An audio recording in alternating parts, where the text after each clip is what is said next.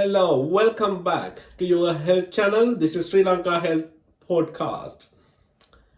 Today we are continuing our series about chest pain. Today we'll discuss about pulmonary embolism. We discussed about angina. It is chest pain which occurs upon exertion. This chest pain is different which occurs in pulmonary embolism.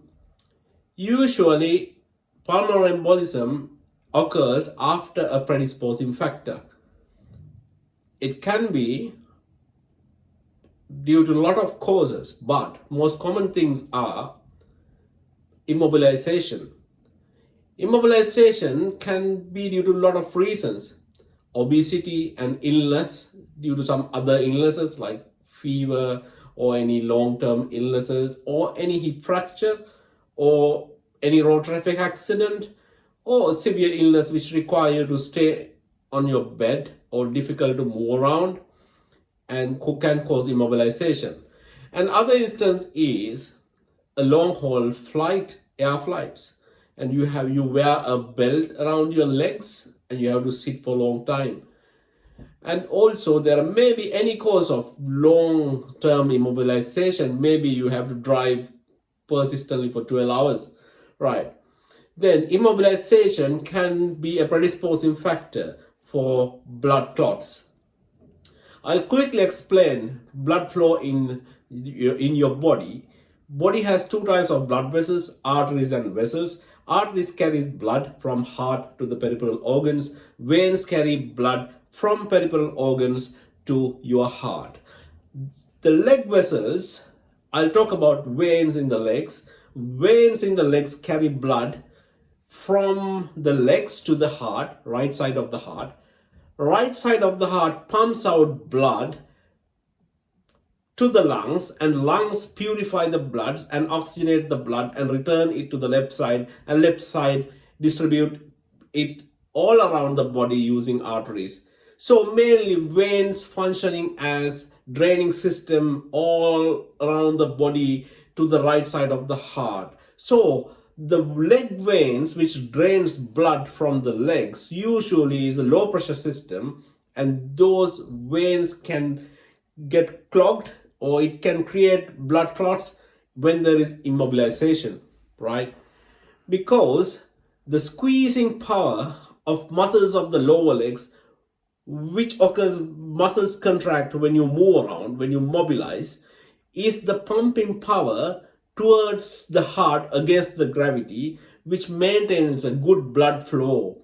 That means when you are immobilized and when the mobility goes down, the blood flow of the lower limbs or legs can go down. It causes more stasis of the blood. When something stasis and it sediments, even a cup of tea, you can see sedimentation occurs when it immobilizes or when it is not, if it is kept for some time, right, without moving around, right, like that, immobilization causes stasis and it predisposes to blood clot formation. The other thing is the coagulability of blood can be increased due to a lot of causes, like having a cancer or any family condition which increases the predisposition to have clots, like factor V latent mutation. Just forget about it. Just this is, if you don't know about it, it's not a very important thing. Where the common things are common. The most common reason for the predisposing factor for blood clot formation is immobilization, reduced mobility. Therefore, it's coming back into the factor, and the central factor is immobilization causes stasis of blood in the lower limbs, because when you walk around, where the muscles of the lower limbs, the leg muscles contract, those blood vessels, veins in between the muscles get squeezed, and it helps blood to pump up into the heart. That's how the circulation maintains in the lower limbs. So then you may think about, I'm talking about chest pain. Why I'm talking about the leg blood circulation? The reason is the clots formed in the lower limbs due to immobility and due to stasis, which causes deep vein thrombosis, clogging of the blood vessels, veins in the legs, can be dislodged, and it can be taken into the heart, the right side of the heart, and then this heart can pump out blood to the lungs to purify. Then if a clot comes from the legs and it comes to the right side of the heart, and the clot can be pumped out into the vessels which transports blood from heart to the lungs, which can cause clogging of the blood vessels, the main blood vessels of the heart, which connects the right side of the heart and the lungs.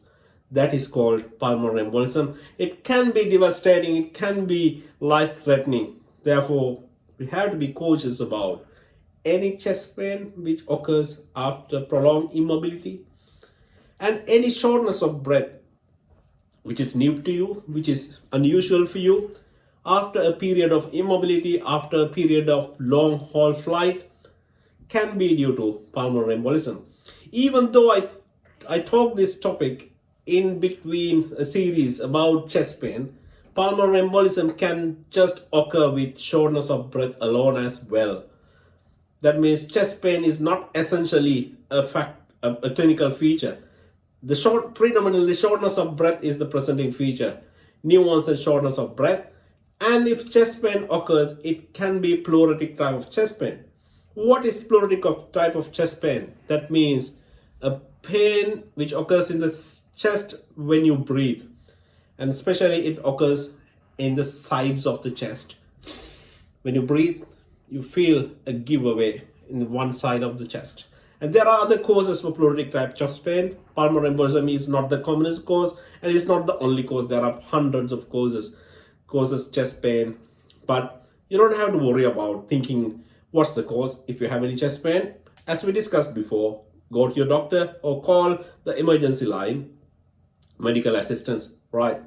And so the take-home message today: prolonged immobility causes stasis of blood in the lower limb veins, which can predispose to make clots. There may be other factors like cancer or hereditary or familial diseases which causes increased coagulability of blood, which can cause deep vein thrombosis from the legs. These thrombosis can embolize, or it can dislodge, go to the right side of the heart, and when it pumps out to the lungs, it can clog the pulmonary arteries. Those are the main arteries which can cause which connect the right side of the heart to the lungs. That kind of clogging is called pulmonary embolism, which can be life-threatening. And therefore, if you get any shortness of breath, which is a clinical feature of pulmonary embolism, or any chest pain after a long haul flight, or prolonged immobility after a surgery, prolonged immobility due to any reason, or any if you have previous history of deep vein thrombosis as well in the legs, clots in the legs, you have to be very cautious. If you get any shortness of breath, or chest pain, please don't try to work out it by yourself. Go back or go to your doctor or call the emergency line. Again, I'm stressing on that event. Okay, this little video is about pulmonary embolism, and comments are open for you, and let it be there. I'll try to answer if you have any queries about pulmonary embolism, but try not to diagnose by yourself. Go to your doctor. Bye bye. We'll come back and meet in the next video.